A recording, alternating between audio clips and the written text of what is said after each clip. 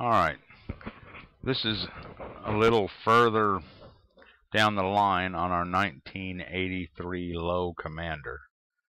I've stripped it down to a point that it can be somewhat handled.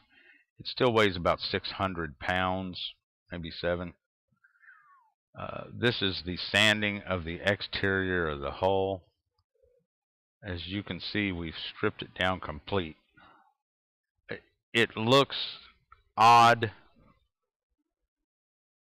because of the angles it's been sanded from and the different tools we've used on it,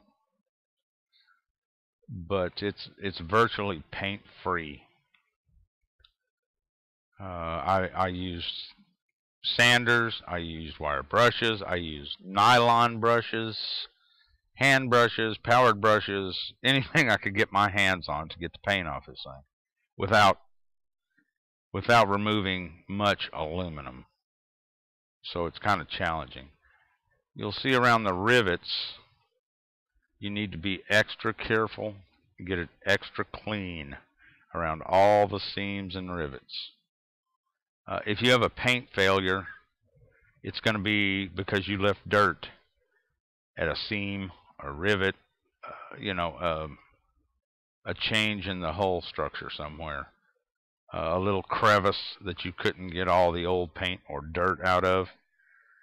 You need to get this thing, I hate to say it, almost sanitary, because you look around at other garage painted boats, you're going to find that the paint has failed around the rivets first, quite likely, or at a seam, possibly. Get it this clean, and you'll be fine.